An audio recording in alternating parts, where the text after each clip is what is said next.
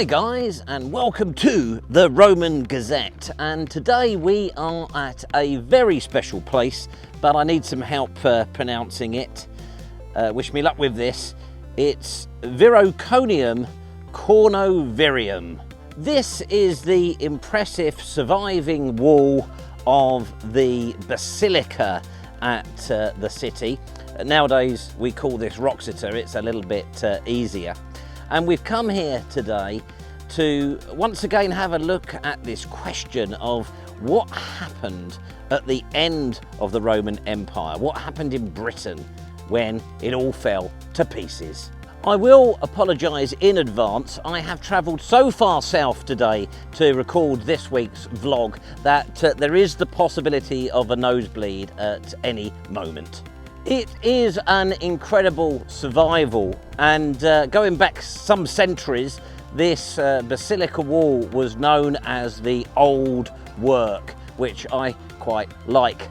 Now, through there, that was the entrance to the bathhouse, which we know was at the heart, the social heart of any successful Romano British town.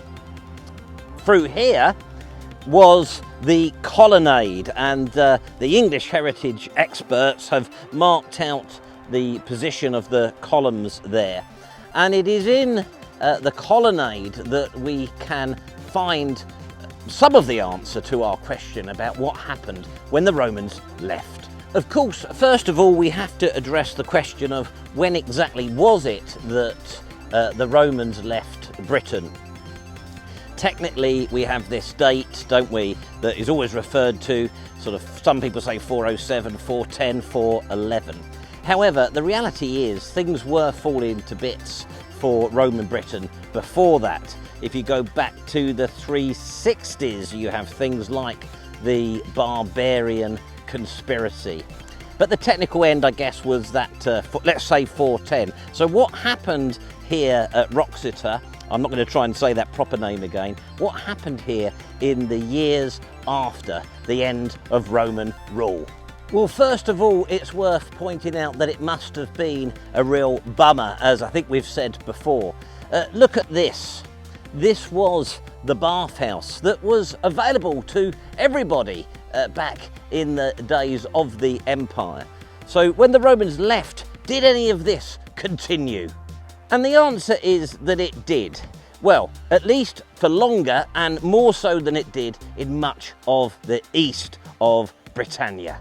It was really worth the long trip along busy roads. I'm not really used to that sort of thing anymore. Driving through villages which seem to now be characterised by closed down pubs and inappropriate executive home developments. Oh, I really do like to walk up some in situ Roman steps. I'll let you join me interactively.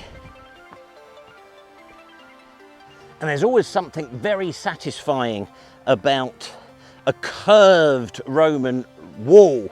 And this one still has its amazingly curved sort of coping stone on it. This was an extension to the bathhouse.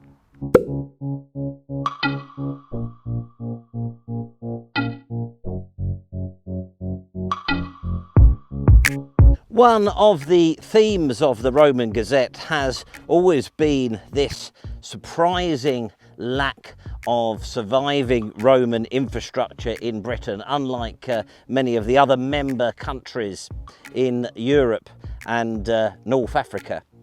So it is exceptionally pleasing to see Roman structures surviving this well in England, particularly this far south. Although I know we're not in the south, are we? This is, would it be the Midlands? I presume this is the West Midlands. Oh, I do love modern Britain, don't you? While I was filming, getting ready to film the next sequence, a white van just drove by over there and he shouted out the window, "Queer," and went like that. That's nice, isn't it? Excavations by experts have shown that through there in the colonnaded basilica, by the time you get to 450, the decision was taken, so this is 40, 50 years after the end of Roman rule, the decision was taken to remove the roof of the basilica and to take down the columns. But that very much wasn't the end of life here in the city. The space that existed within the walls, now roofless, carried on for many decades as a successful, thriving marketplace with much used latrines. We know that around 400 AD they were still repairing this building that I'm stood in at the moment. As we've seen, by 450 they've adapted it, but they're carrying on with a Roman commercial style of life. There is a Romano British community coalescing here in this building, in this city, at a time 40 years after the Romans have gone. Clearly unable to maintain the building any longer, they are still trying to carry on. The market and the trading shows that there's still some sort of civicness, if that is a word, happening here. But things do change by the time we get to the end of the 5th century.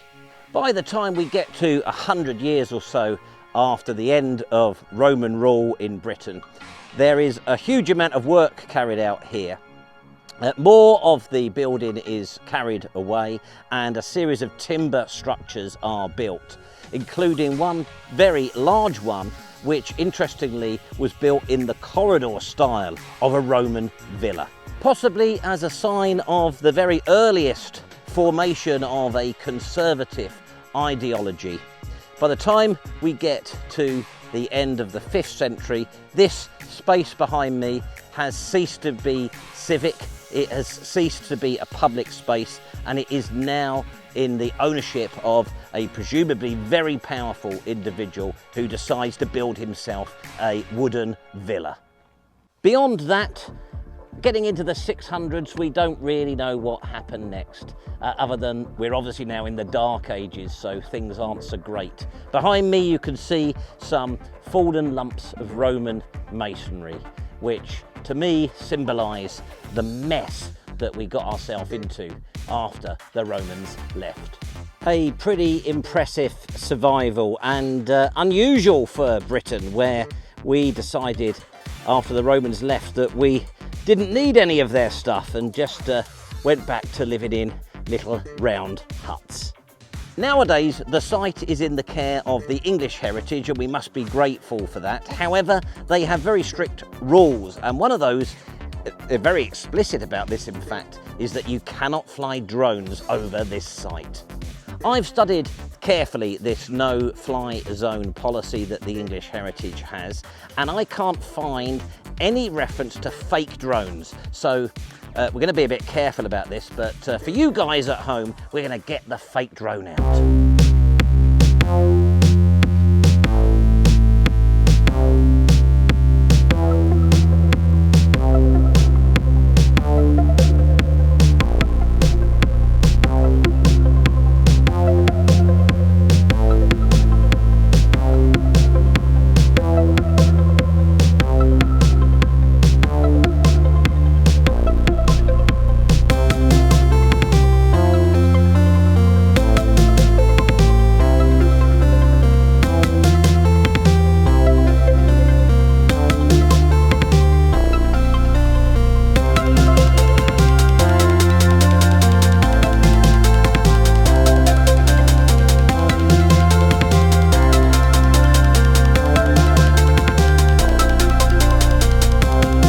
As much as I enjoy filming a more varied range of content for our core demographic, it's always good to get back onto the Roman Gazette. I hope you agree. Please like and subscribe, and until next week, stay tuned.